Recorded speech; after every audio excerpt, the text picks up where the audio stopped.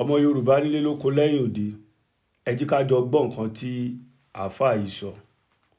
bẹ́ẹ̀kí tó play mẹ́sẹ̀gì rẹ̀ ms bàbá náà ti reply rẹ̀. bẹ́ẹ̀ nínú àwọn ọ̀rọ̀ tó sọ tẹ́mi fẹ́ ṣàlàyé fún gbogbo ẹ̀yin olólùfẹ́ àkànbí ọlọ́ba ni pé ìgbà táàfàá yìí máa bẹ̀rẹ̀ ọ̀rọ̀ ó sọ nínú ọ̀rọ̀ ẹ̀ pé kí ms bàbá kó má bú òun, pé tí ms bàbá bá bú òun anywhere tó bá wà ní wọ́ọ̀dù táwa yìí òun máa make sure pé òun get ms bàbá, bóyá ó fẹ́ arrest ms bàbá. but at the end of day ẹ jí ká jọ gbọ́ ọ̀rọ̀ burúkú, ọ̀rọ̀ kò bákùn gbé ọ̀rọ̀ tí àáfàá yìí sọ lẹ́nu. ẹ̀yin ọlọ́pàá nàìjíríà, ẹ̀yin ìjọba nàìjíríà, gbogbo ọ̀rọ̀ táàfàá yìí sọ nílùú tó lófin wọn ò bí dákó sọ. tó bá jẹ́ pé abroad ni bọ̀bọ́ yìí wà, we must get arrested, wọ́n máa arrest ẹ̀. tó bá jẹ́ pé irọ́ ni mo bá pa, fídíò tó ṣe yẹn máa bọ̀ wá sílùú òyìnbó, máa bọ̀ wá sí country tí ms wà tí wọ́n bá ní arrest ẹ̀. òun ro ikú sí ọmọ làkejì rẹ̀, so mọ̀ pé ìlú òyìnbó tó máa ń wá nínú constitution wọn ó wà ń bẹ̀ pé o bọ́lọ̀ sọ pé wọ́n pààyàn lásán débi pé wàá pa. pọ̀ gbogbo yín ẹ̀ ń gbélé ayé ọ̀fẹ́, nàìjíríà wà kò lófin, ẹ lè sọ̀rọ̀ bó ṣe wù yín. òun sọ pé kéèyàn máa bù ẹ, bẹ́ẹ̀ nínú ọ̀rọ̀ ẹ ó sọ pé ẹni yẹn irúkú báyìí ni ó pa o, nǹkan báyìí ló máa ṣẹlẹ̀ sí òun, ro aburú sí ọmọ làkejì rẹ̀ torí ẹ̀sìn tán gbé wá fún yín. iṣẹ́ wo ló ń ṣe? síbò ń tan àwọn èèyàn tó ṣiṣẹ́ láàárọ̀ tó ṣiṣẹ́ lọ́sàn-án tó yẹ kí wọ́n fi ṣe nǹkan tí wọ́n bá lọ́jọ́ alẹ́ wọn. ẹ̀yin ń tọ̀ wọ́n láti kó ohun ní wọn lọ fún wọn sáúdí. oníwèé ṣakéwú tọrọ jẹ, akéwú kí ni wá nìyẹn? iṣẹ́ wo ló ń ṣe? sí mẹkáníìkì ni ẹni, sí fọganáísà ni ẹ, sí dókítọ̀ ni ẹ, síbẹ̀ ń káwọn èèyàn lẹ́rú ni. woman traffic lẹ́ ń ṣe yẹn, àìsíjọba nàìjíríà ni, that is woman traffic. ẹ̀ ń convince àwọn èèyàn láti kó owó wọn lọ sílẹ̀ Saudi Arabia, that is your job. iṣẹ́ wo ló ń ṣe lẹ́yìn yẹn? bẹ́ẹ̀ yẹn tá bá tu lọ tá bá tu bọ̀, woman traffic ni. ìwọ ń rokúru ọmọ làkejì rẹ nílùú tíjọba wà, ó yẹ kán gbé ẹni bó ṣe wà yìí.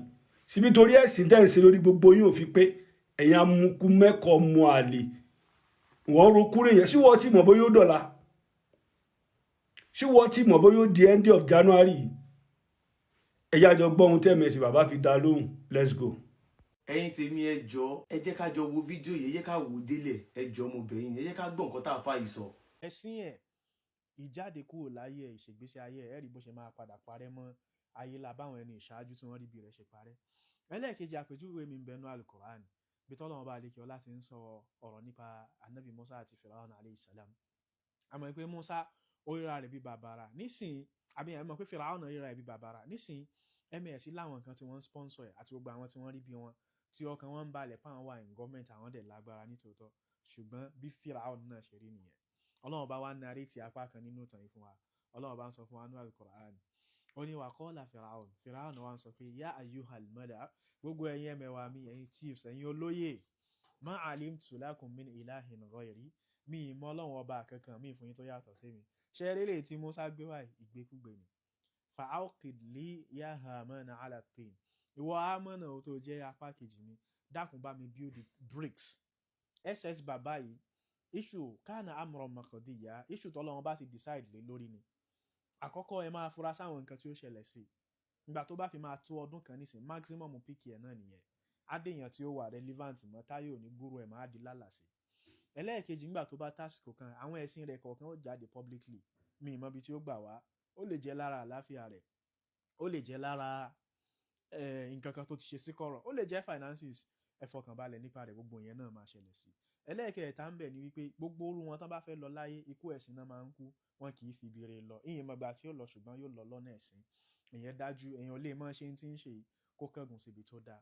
nítorí àkókò àfáà yìí sọ ọ̀pọ̀lọpọ̀ ọ̀rọ̀, àmọ́ mo rí tí wọ́n sọ wípé àwọn ti ṣetán láti bá wa ṣe debate, àmọ́ mo padà bọ̀ sórí yẹn. nǹkan tí mo gbọ́ tí wọ́n sọ gbẹ̀yìn náà ni pé ẹ máa ká tó rí ọdún kan nísìn, ms bàbá yìí náà ó máa kú, Allah ti decide lórí ọ̀rọ̀ ẹ̀, ẹ máa rí bó ṣe máa kú, ó máa kú kú ẹ̀sìn oríṣiríṣi nǹkan. ẹ̀yin èèyàn mi, irú kú ogun ni Muhammadu kú? kí ló pa Muhammadu tó jẹ́ òjíṣẹ́ Allah fúnra rẹ̀? ẹ ká lọ sí Sahih Bukhari 4428 kí ló wí. Ó ní narrated Aisha ń ṣàlàyé, the prophet in his ailment in which he died, Muhammadu nínú àárẹ̀ àìsàn tó kú lé lórí, used to say, ó máa ń sọ pé, oh Aisha ìyàwó mi, I still feel the pain caused by the food I ate at Kaiba. Mo ṣì ń jẹ̀rora oúnjẹ tí mo jẹ ní Kaiba. And at this time, lákòókò yìí, I feel as if my aorta is being cut from that poison. Ó dàbẹ̀ ní pé wọ́n ti gé ẹ̀mí òun nítorí májèlé tóun jẹ nínú oúnjẹ yìí. Kí ló ṣẹlẹ̀ ní Kaiba? Ọmọ Júù kan tí wọ́n ń pè ní Zainab, Muhammadu ṣe kíni? Ó pa gbogbo mọ̀lẹ́bí arábìnrin yìí. Ó pa ọkọ, ó pa ẹ̀gbọ́n, ó pa àbúrò, ó pa ìyá, ó pa bàbá ẹ̀. Ní alẹ́ ọjọ́ yẹn gangan, Muhammadu tún bá obìnrin yẹn lájọṣepọ̀. Arábìnrin yìí ló fi májèlé sínú ẹran fún Muhammadu. Májèlé yìí ló ṣokùnfà ikú Muhammadu.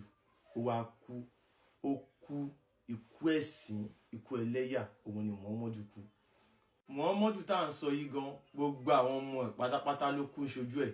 Ẹyọ kan tó kù, kò pẹ́ tí Muhammadu kú, ìyẹn náà fòṣánlẹ̀ tó kú. Muhammadu wá dàbí ejò tó kọjá lórí àpáta tí ò nípa. So àáfàá sọ wípé èmi láàrin ọdún kan máa kú ikú kíní kan. Àáfàá yín gan fún ara yín, ṣé ẹ mọ̀ bóyá ẹ máa lo ọdún ìjálẹ̀? Ṣé ẹ mọ̀ bóyá ẹ máa lo ọdún ìjálẹ̀? Ẹ ní Allah ti decide. Allah ò kì í ṣe Ọlọ́run, ìyàtọ̀ wà nù Allah àti Ọlọ́run Olódùmarè. Allah Olúwa ilé Kaaba ni, àwọn Lárúbáwá ló ní.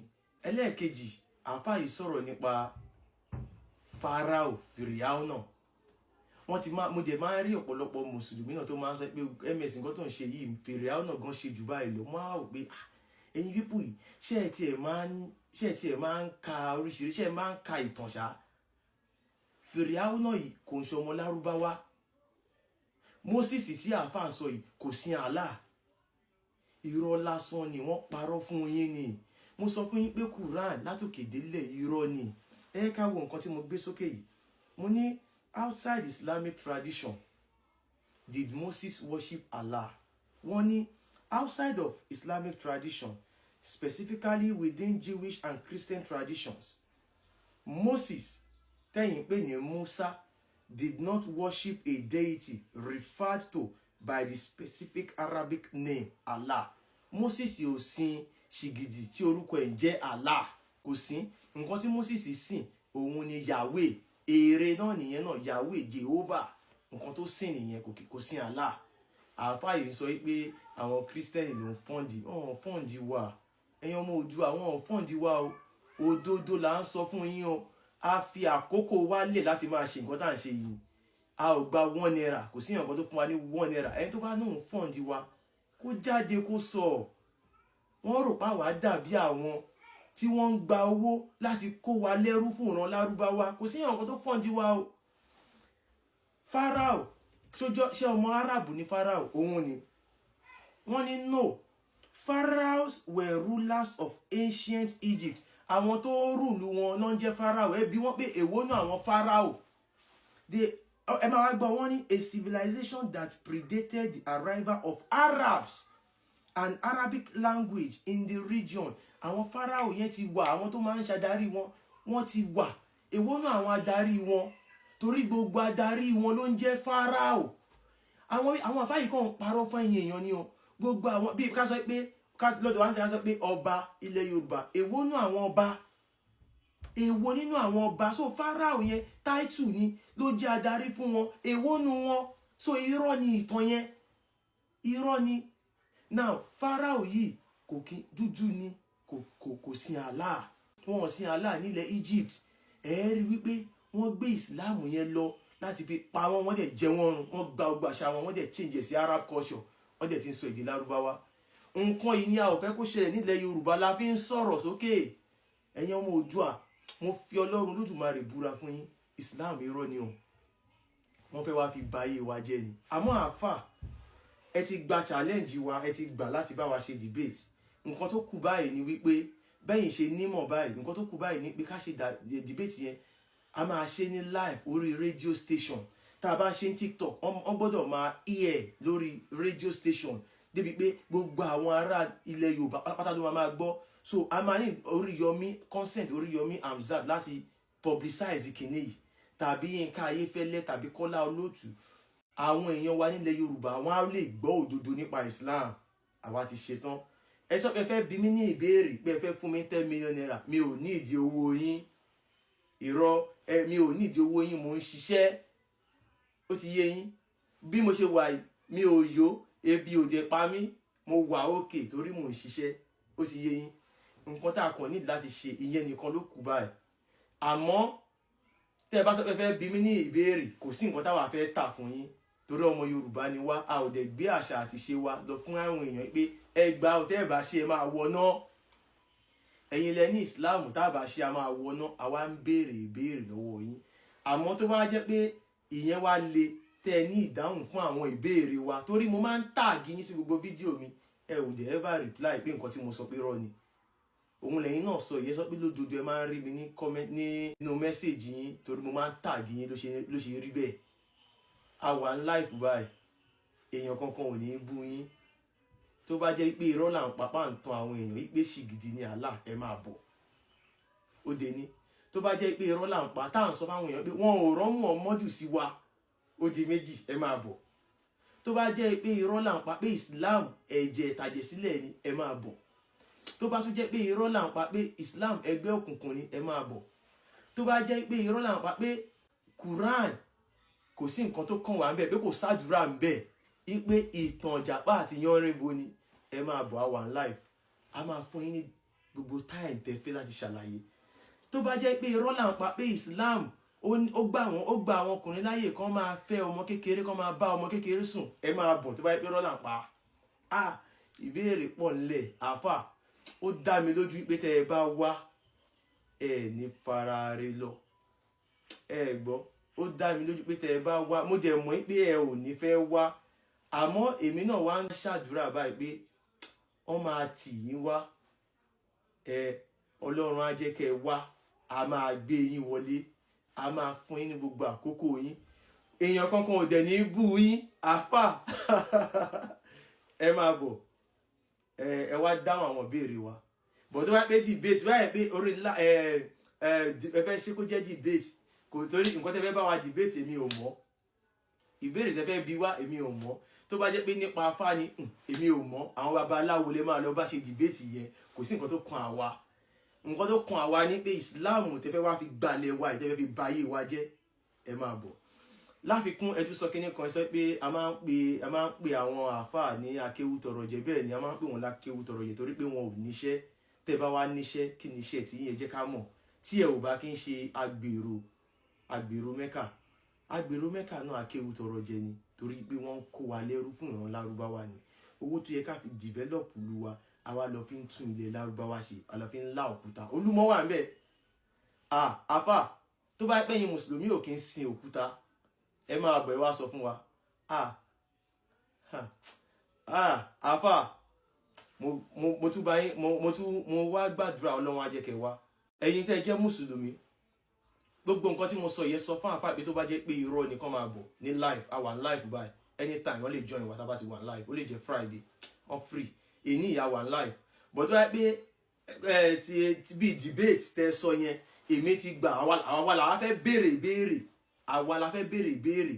Àwa ò sọ fún yín pé kẹ́ ẹ ṣe wá ṣe Ògún, kẹ́ wá ṣe Ṣàngó. Oníkálukú ló ní nǹkan tó ń ṣe nílé ẹ̀. Tẹ́yin bá jẹ́ ọmọ Yorùbá lóòótọ́, oníkálukú ló ní nǹkan tó ń ṣe nílé ẹ̀. Àmọ́ tí Islam yẹn sẹ́, tó bá jẹ́ pé ẹ̀sìn Ọlọ́run ni, tá Allah yẹn bá jẹ́ Ọlọ́run Lódùmarè sẹ́, ó yá, àwa ti anytime January la wà yìí, àwa ti gbà.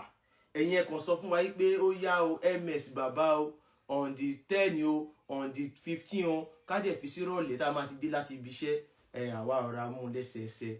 Ẹ̀yin tèmi, Allah kò kí ń ṣe Ọlọ́run Olódùmarè, Olúwa ilé Kàbáà. Mo sọ yìí, mo dúró, ó dìgbà.